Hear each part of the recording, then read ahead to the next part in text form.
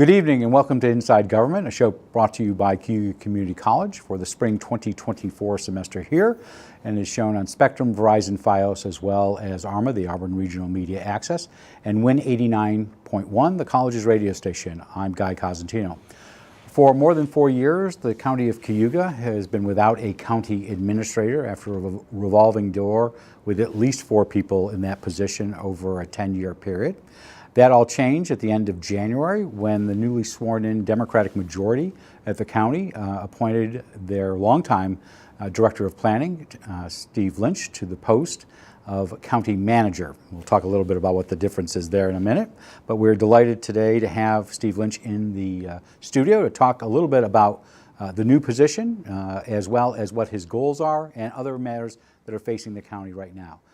Welcome back. Thank you. And congratulations. Thank you. Very good to be here with you, Guy. So you have been in the job, what, 44 days now? How many days you've been? Not that long. Actually, March 1st to... Oh, March 1st. So they didn't even give you February 1st. March 4th to April 2nd, 3rd, 4th. Okay, so you're a month in. 30 days. How's the transition going? The transition is going great. I had a great team that I was already working with.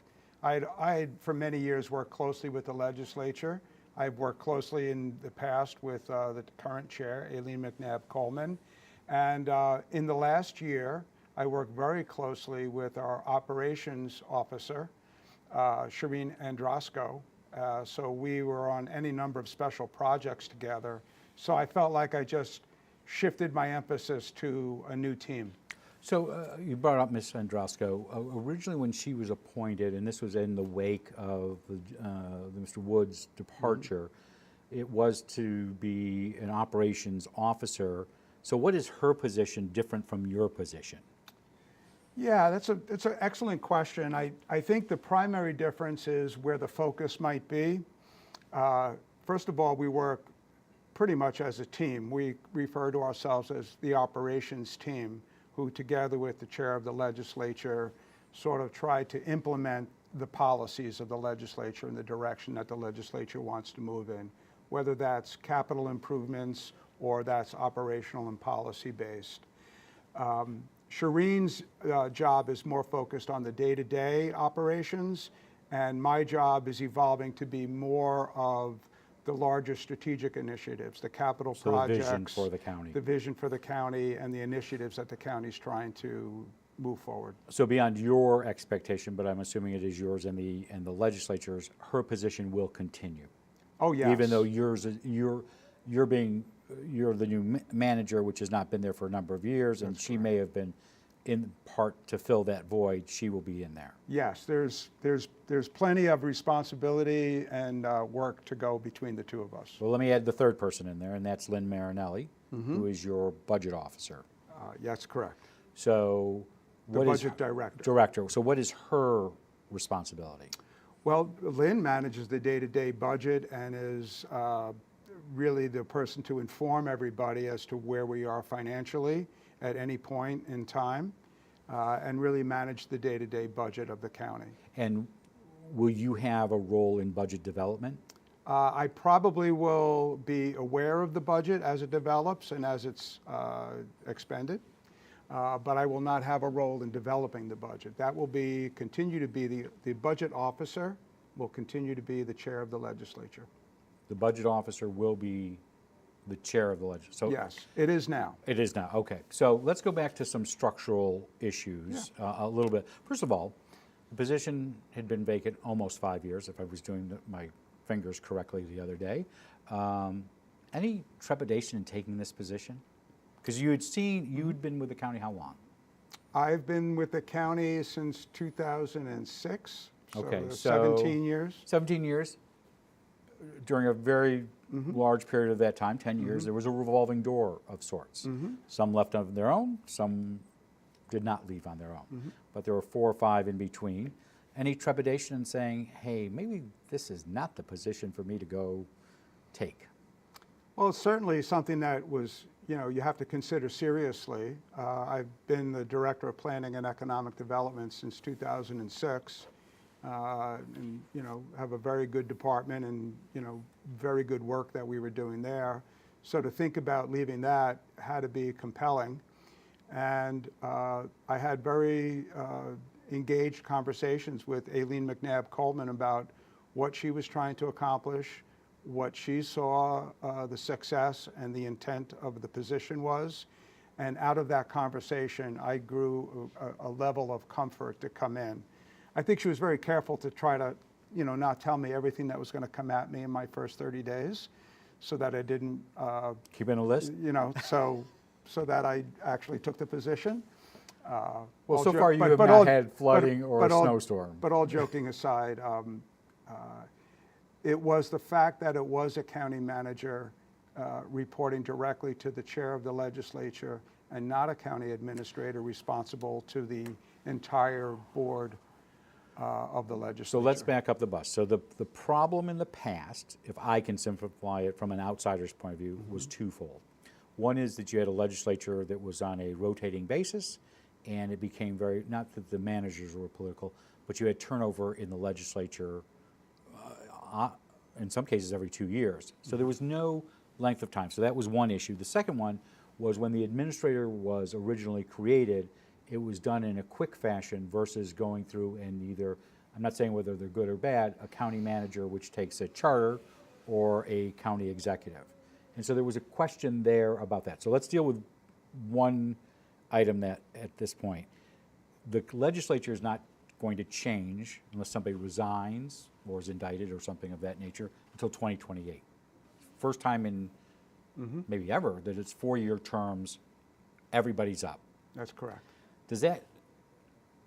Was that more attractive to you that there's some stability where you did not have that stability before? That was certainly a strong consideration, that we have, not only that it's not changing, but that there's an opportunity to work with a group of elected officials that can set a direction and try to accomplish some things given time to do that. They have 3 years to come up with a plan and execute it and implement it before they have to run for re-election. That's correct. Did you ever look at the position, whether it was when Tom Squires or Justin Woods, did you ever look at this position before? You mean for myself? Well, I'm assuming that several people came to you from the county, knowing that you're well liked up there. I know some things about the legislature.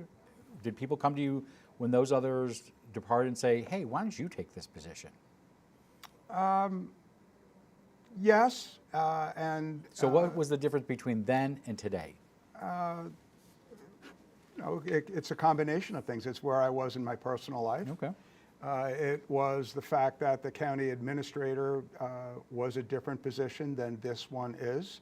This is essentially an appointed position with very well-defined and focused responsibilities and reporting to the chair of the legislature. All right, so that's the second piece. The original one was an administrator that was appointed by the majority of the legislature, and it did not have all the powers of, say, a city manager. Leave that aside for a second. What is the difference between an administrator now and what you're doing as a manager? I think one of the primary differences is that the position has been created by the legislature with the leadership of the chair to be more focused on operations and accomplishing the goals of the legislature. And there are a number of things, and I'm sure that we would get to them in this conversation: the county office building renovation, what's going to happen with restructuring economic development in Cayuga County, opportunities for redevelopment of our village centers and redevelopment of Emerson Park, for example, which I've been working on for many years. And so you've had, so you said time in life. You have been, if I was doing my math correctly, you have been in local government service, whether it's the city or the county, about 32 years. Yeah, I think you were mayor when I became. Well, I'm not saying that, but I'm just saying. But but you've been there for 3. So you have seen a lot. Yes. In both. So you've seen things work, things not work. Mm-hmm. But was this the time? I mean, I don't know. Are you going to work until you're 50? Not 50. You're going to work 50 years in government service? You're going to become like Billy Lupian, our friend. You're going to leave that all alone? I don't know if I'm going to answer that one. I looked at this as an opportunity that would be good for Cayuga County to establish this position. I thought it was the right direction for this type of position. I think it's responsible to have that additional assistance and strategic thinking and execution at the administrative level at the county, not administrator level, administrative level, right. getting things done.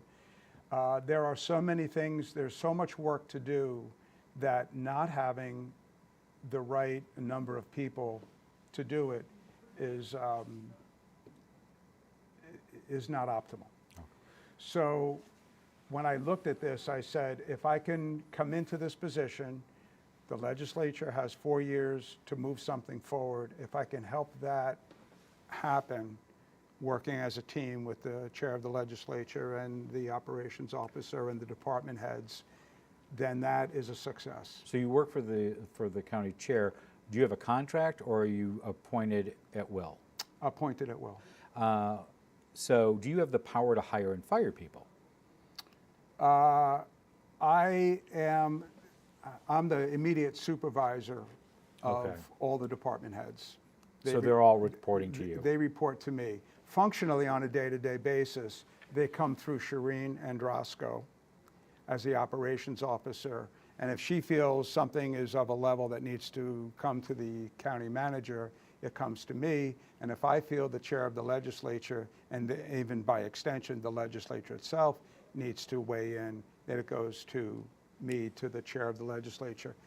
And one of the things that really does is it helps the chair of the legislature focus on those things that the chair of the legislature uniquely can advance, working with local, state, federal, going to Albany, advancing things that the elected chief executive officer can advance. I'm not asking you for a political analysis or answer, but we had 8 forums here, or at least 8 interviews with candidates back in the fall, and the subject that came up over and over again was, let's put county executive on the ballot. There's a whole different majority, whole different setup of the legislature. Do you have a feeling whether that will be some discussion in the long term, or do you think that is dead for right now because they've done what they've done, which is hire you? That's a good question. I don't know if there'll be a movement to go there. I think at this point, with the creation of the county manager, I would say it's probably safe to say that that's where it's going to be for, maybe the next 4 years, maybe less than that. If there was an initiative to push that forward and to bring that to the public, to me, it wouldn't be that different than what the county manager is, except with control over the budget and so on.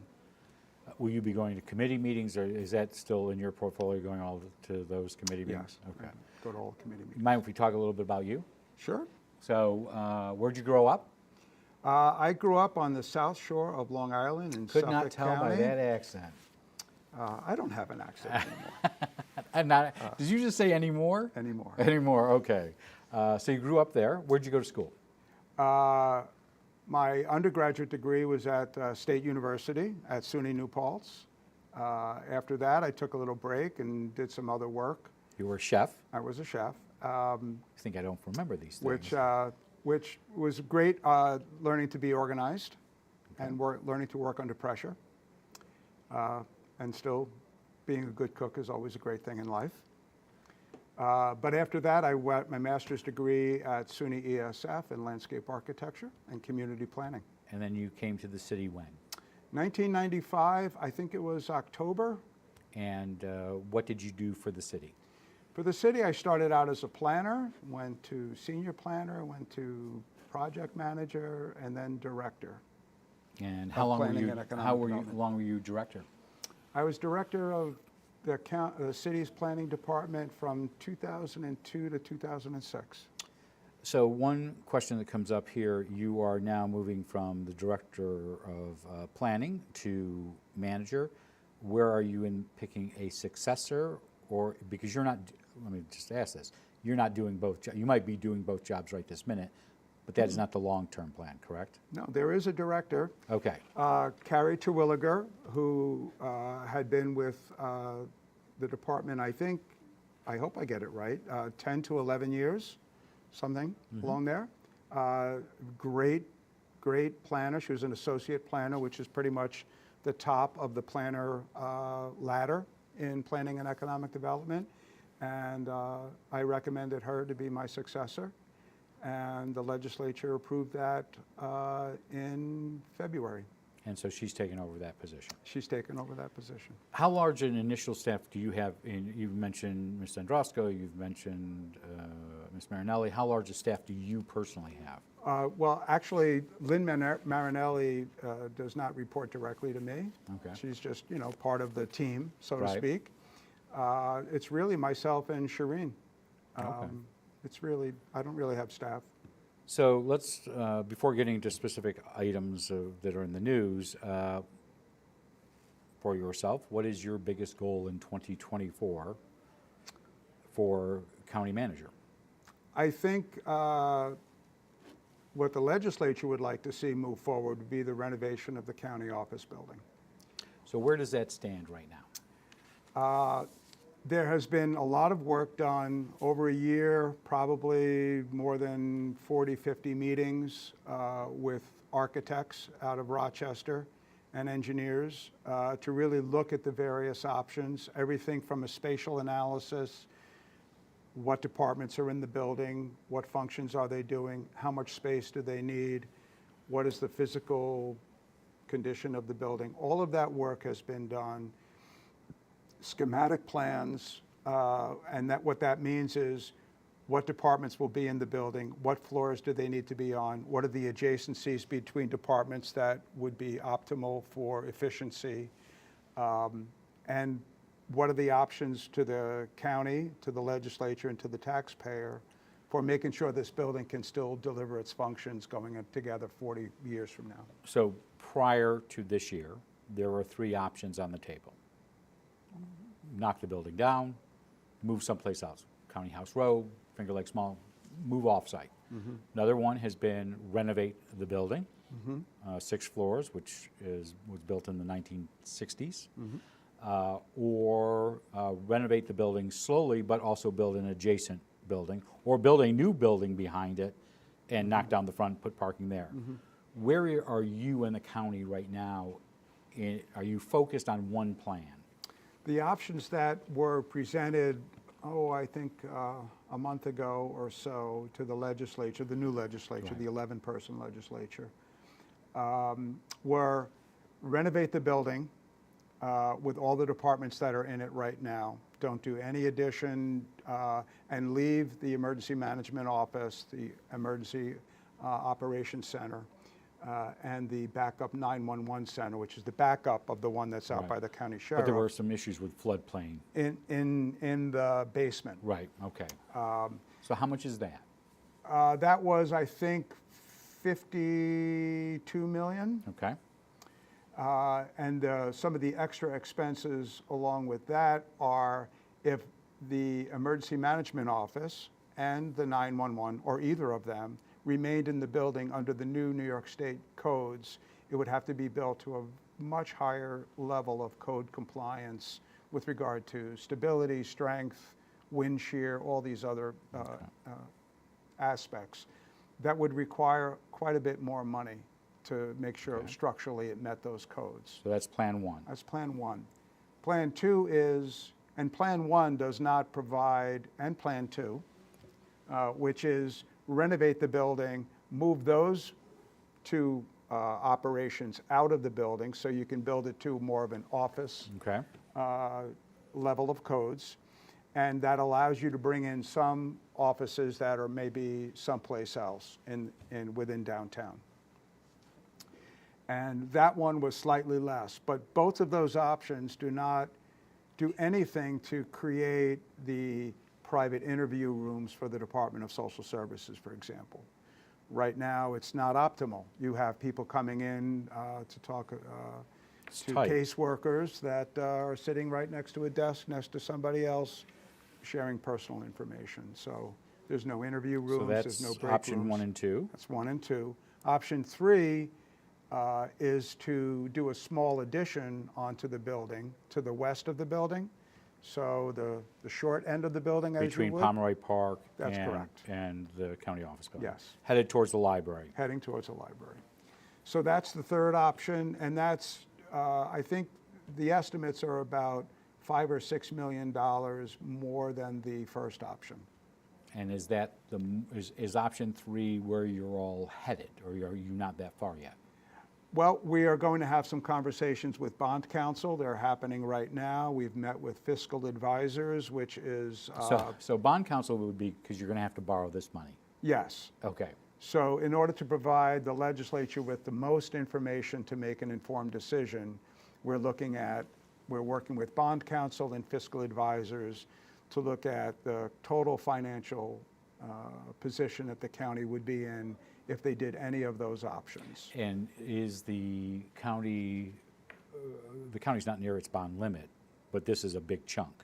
This would be a very large bond. Now, there are also other bonds that'll be coming off in 2028 and 2029 that are significant. That'll be paid off at that point. So that's part of that whole equation, trying to look at the big picture. So when do you think you would get to the legislature to say 1, 2, or 3? It'll be a series of steps. I would say the next step would be to say, generally, given all the information you have, which way should we tell the architects and engineers that'll take it from schematic design to reality, construction documents ready to bid? Which one shall we direct them to go to? Do you, in this particular case, would you, I don't mean clerk of the works, but whatever comes up, it's your baby? Does it fall under the manager? Well, yes and no. You would never do a project of this size and scope without having a construction manager as agent for the county, which means you're going to hire somebody who's a professional clerk of the works, so to speak, that'll be part of the project, even through the design development and the bid development, to make sure what the architects are doing is constructible, the best value for the taxpayers. But you would still have a role. You may oversee that particular Yes. post. Okay. Yes, myself and a team that would include budget, building maintenance and supervision and so on. Do you see a decision being made before the third quarter or by the third quarter of 2024? I think a decision will be made to go out and award an architectural contract before the third quarter. That'll be the real trigger, I think, as far as we are seriously going to spend money on this. So I've mentioned 2024 goals, if that's your top one. I don't know if there's others for 2024. What's your long-term goals? My long-term goal is to really make sure that the operations are running smoothly in the county and that there is the administrative and the functional capacity to really support the department heads and their resources that they need, and take what the legislature is willing to do and wants to do and see that it gets done. With the revolving door of the managers, there has been an issue in the past that most likely is not, nobody can tangibly say what it is, but for lack of a better term, there's been a morale issue. You've lost employees who've just, the revolving door was too much. Changes in the legislature too much. You've seen a lot in 30 plus years. What do you see your role in team building and morale building? Is that a role of you as the manager? There are already, Shireen Androsco and a team of other people, Tom Bunn is the IT director, and other people have created, one of those teams that you always try to create. It's called Cayuga Gold. It's there to acknowledge people that are, day in and day out doing the hard work, dedicated to the residents of this county, and recognizing that, but also doing other things that help to build morale and team building. And so I look to be a part of that. not to create something new necessarily. One of the things that really will lead to improve morale is having the resources that we need to do the work that we need to do. And it's not just in government. You see it everywhere right now. Recruitment and retaining employees is very, very challenging. So there are plenty of departments. So resources, you see resources that you're going to work towards getting those resources in place. Well, in some cases the resources are in place, but the people are not filling Okay. those positions. Okay. Recruitment has been very tough all across the economy right now. So one place where it's kind of a little different and a little weird is the Cayuga Economic Development Agency. Not a great transition there, but I'll go with it. So they went through 2 executive directors in 2 years. It is based at 2 State Street. There was a question, some of it tangled up in the campaigns, about whether CETA should be kept or not. Is CETA, because you've worked in this world for a long time, a viable economic development organization? I think the concept of having a one-stop shop, so to speak, for economic development, where a single point of entry for businesses that are either here and want to expand and grow or are attracting new businesses here into Cayuga County, I think there is overwhelming consensus that that is the way to go, the one-stop shop, which was the concept Right. behind CETA. So, but is CETA, do you see CETA playing that role, or do you think this is something that the county and the city and other agencies are going to be looking at for some time?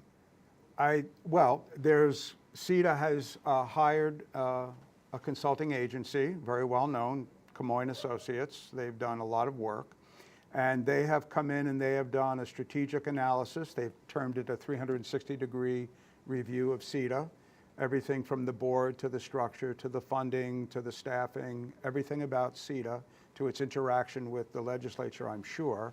I have not seen that report. I believe that report is coming out this Friday. To the public? I'm not sure if it's going to be how CETA, which is a private, not-for-profit corporation, how they might release it, but I think it's being finalized. I know that the CETA board has been given a presentation by the consultant. And right now, whether they do it now or not, CETA was funded in part by the Cayuga Industrial Development Authority. They're not still paying them, correct? That is correct. And does the county give any other funds to CETA? The county did not renew their 3-year contract with CETA after December. They did pay their last quarters in 2023. And with the accumulation of funds that CETA had, the county did not, so to speak, claw those back. So CETA did have enough money to continue to operate. I don't know what their budget looks like today, but they are, there's CETA staff is still showing up to work and they're still working very hard, which is excellent. We really did need that continuity. Love to have the continuation of that discussion. We didn't even get to Micron and other items that are facing the county, but we'd love to have you back on in the future to give another county update as the county manager. Thank you. Our guest has been Steve Lynch. He is the new county manager for Cayuga County. Thank you for giving an update. And again, we'd love to have him back in for regular updates about what he's working on and what the county's working on. We'll be back in just a moment with Mickey Cuevas Post, the president of the Auburn Education Foundation, and Bonnie Blair, their vice president, to talk about their upcoming Hall of Distinction Awards, where they're recognizing 7 Auburn School District alumni in May, and we're hope that you will stick around for that discussion. And we will be back next week with several shows. We're still a little up in the air with our state representatives because there is no state budget. We didn't even get to that with you. But we hope to have Senator Rachel May in the studio. We know that Assembly Minority Leader Barkley has let us know that he cannot be here until there's a budget. But in the coming week, we will have Angela DiDavo, the director of the Auburn Public Theater, will be in with members of her staff to give us a update there. In the coming weeks, we'll have Auburn Superintendent of Schools Jeff Parazola, as well as District Business Manager Tessa Crawford, to give us an update on the county budget. We also will have author Joseph DeVitro, who's just come out with a new book, and Chris Major of Major Palooza to talk about their final year of events this year in 2024. If you'd like to give us your ideas for guests or questions for our guests, you can send them at cozguytho@aol.com. I'm Guy Cosentino for Cayuga Community College. We hope you have a great rest of your evening, but stick around for Beyond the Front Page in just a moment, and otherwise we'll see you back here in the studio on Tuesday.